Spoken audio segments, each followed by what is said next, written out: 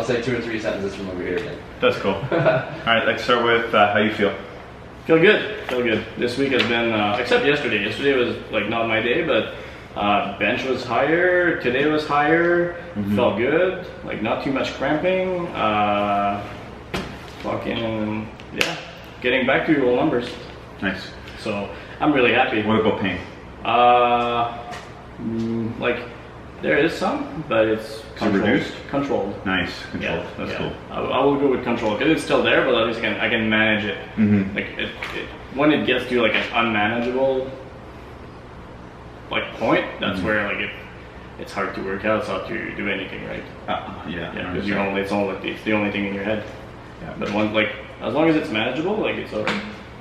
And I feel like a bag of shit. There it is. There it is. Cool. Let's rotate. Yeah. No, it's Oh, it's cozy. Okay, so workout anyway, right? Andrew, how do you feel, and how did you enjoy the? We'll go for the whole 2 days because you weren't in yesterday. Yeah. So squats, I like the rest, and today. I like the fact that I had a week off resting, so coming back yesterday felt fresh. But after doing those heavy squats, competing with you, the deads were like trying to avoid form almost, because the more I leaned back on the hams and the glutes, the more I wanted to tear up and cry. So I ended up just being a little more quad dominant than I wanted, a little less weight, but it was still a good workout. But it's funny because, and you'll see in the video, your warm-up reps, your shoulders were heavy over the bar, but when it came to working time, regardless of that pain, you set up, so it's only minimal. That's good. You were leaning way back and just like having a good start up too. I think the warm-up sets really opened my eyes to the fact that it was hurting, so that when the working sets came, I was like, hey, don't overcompensate by leaning forward.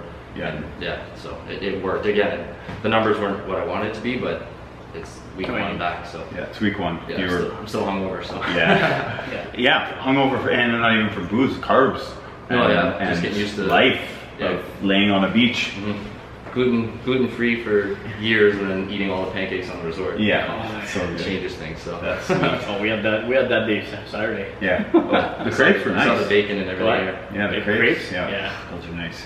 They're so soft. And yourself, how are you feeling? Awesome. So today's numbers. So I was 5 pounds above last week's. At 5x2, I felt stronger. I felt faster, even though I was more tired from yesterday. I was really scared because yesterday was exhausting. Yesterday was intense.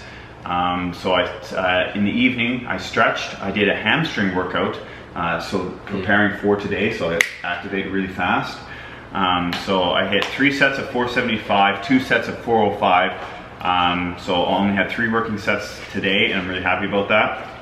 Then we did 4x10 Dimels at 225 pounds for myself. And my last 2 sets actually were... 2 sets at 225, 2 sets at... 265. 265, Yeah, 265 for... Oh no, sorry, 275. Was it? Was it 25 on each side? No, 75, yeah. 75? Oh, shit. 75, yeah. 275. Didn't even know that. I thought it was 225. Anyway, and then we did 3x25 banded face pulls. And the face pulls suck. I hate them. The pump is like right in the center, but I think they're most important.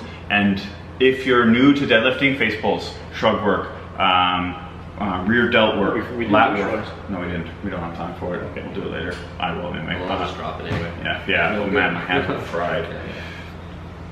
Do work your back tons, because you have to be able to protect your spine and lock your lats in so that our arms are cables, so we can explode as rapidly and hard without getting that like e-brake feeling, like up and then it's up. Yeah.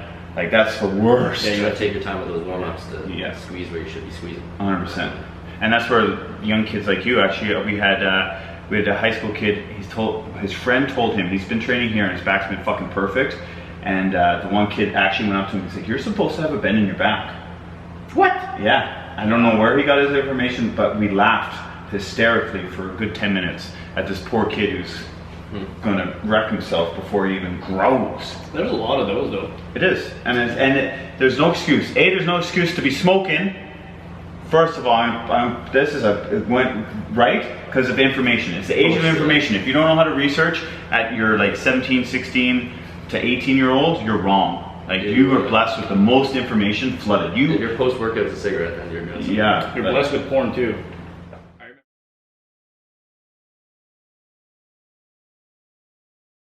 Yeah. Any closing points?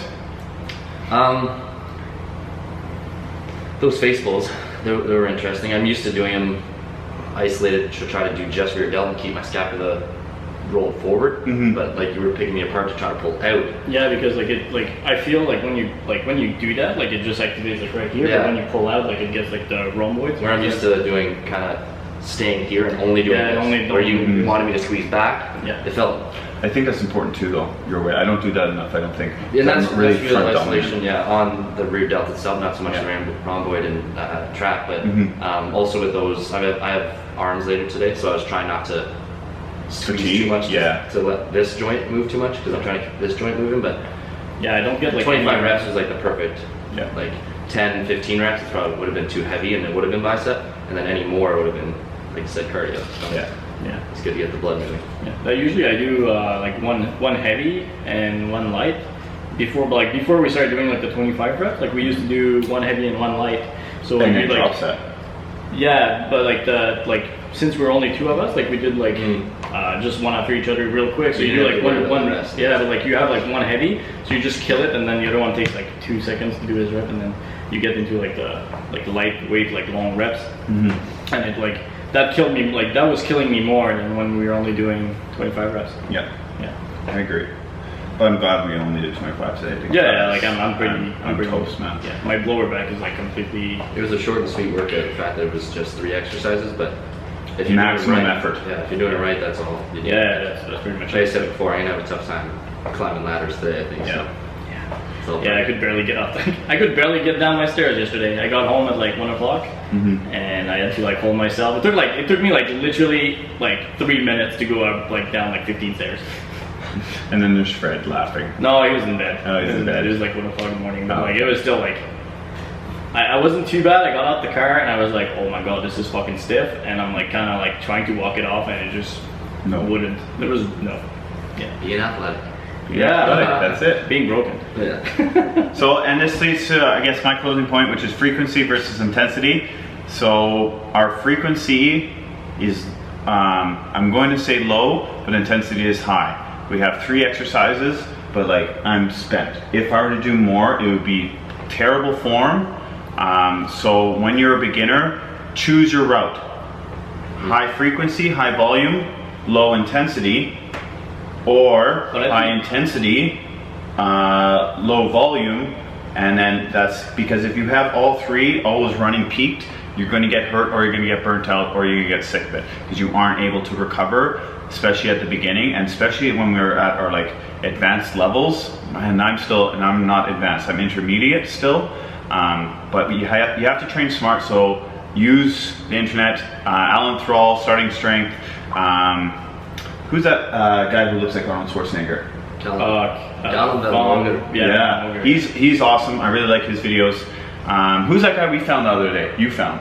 Oh, Joe something. Wait.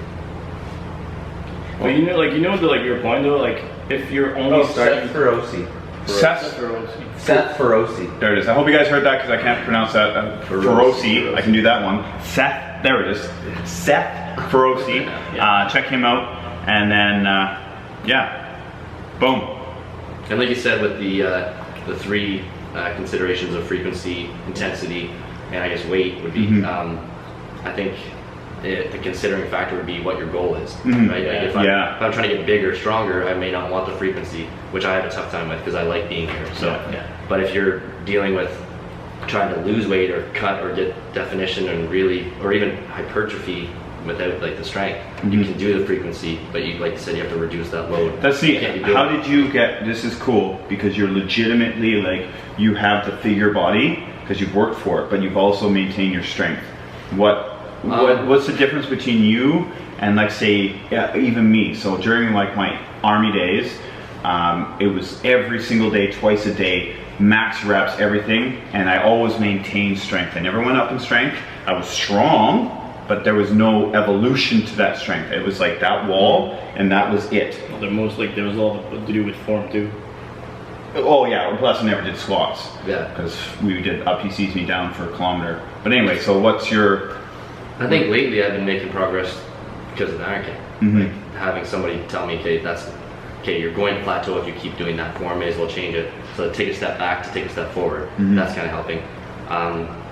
Caloric deficit is always a tough line for me because I'm trying to always stay cut. So I'm trying to do the heavy weight with the less calories. So it's that side's tough too. But I just find as long as I'm doing the 5x5 at least once a week on something, it'll keep the nice, there. cool. So you're melding the two worlds. So you're still keeping that. How do you say that? Caloric deficit Nice. to be cutting. But I mean, now that the trip's out of the way and it's still snowing outside, I'm now caloric surplus, and I'm going to be trying to increase the deadlifts like today. And You said you have one more thing coming up in the year.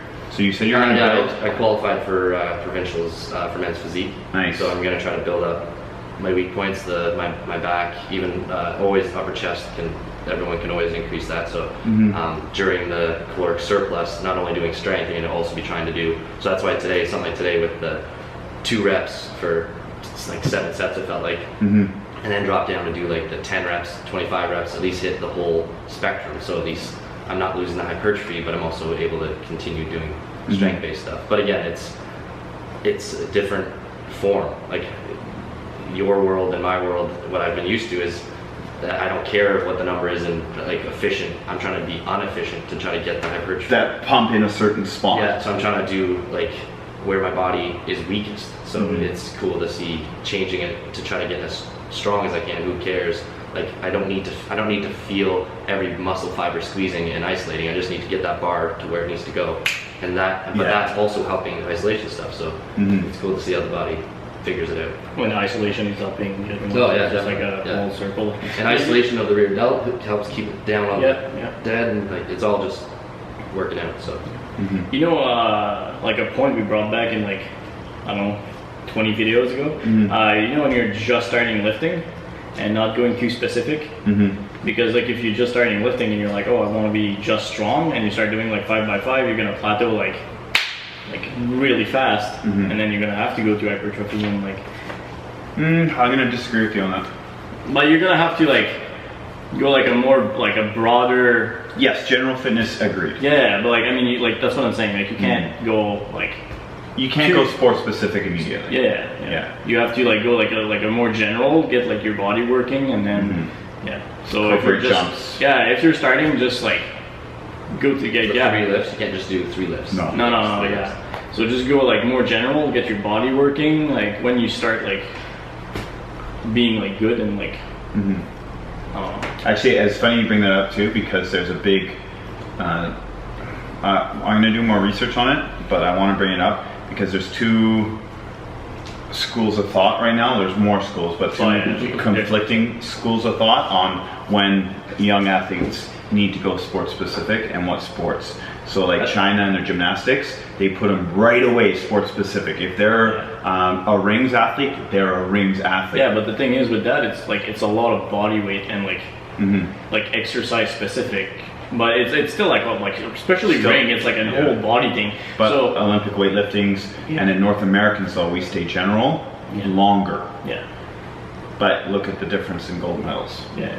So who, and especially now that Russia's out because of steroid use, like their Olympic weightlifting team is probably going to be banned from most legitimate competitions. North America will skyrocket, and especially with like Juggernaut, North Cal, and like amazing teams that are being created by people who studied under the Bulgarian system.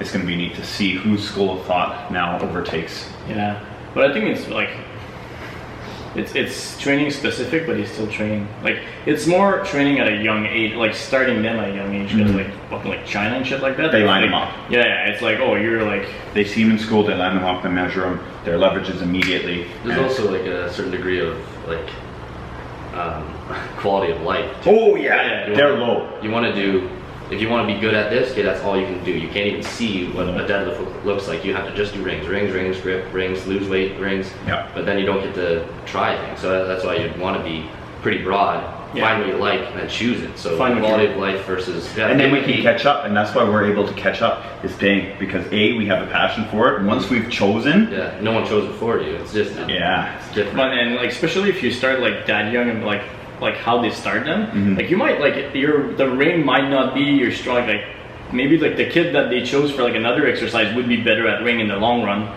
but like they just chose for them at that younger age. Yeah. And they got their sciences. I'd like to do rings. That like I'd really like that. It's like I Iron found cross. it's like a really. I saw you practicing today. Greg Moss is teaching Scott right now at Iron Cross. Sorry? Scott's 230 pounds. Yeah, I he's saw that. almost getting it. Yeah. Well, not almost, but he's still Like, way away. he's still out there. He's holding it. Yeah. Which is crazy. He came in today and he's like, I've been sore for 3 days. Oh, and probably. he was here. Yeah. Imagine when he gets to here. It's Yeah, but like 230 pounds. he's there, but like the ring under, so like he's kind of like holding it here. Mhm. But like when he gets to like the hand, Yeah. hold, like I'm like That's impressive. props for him. One family, one community. Let's make this world better. Like, share, subscribe.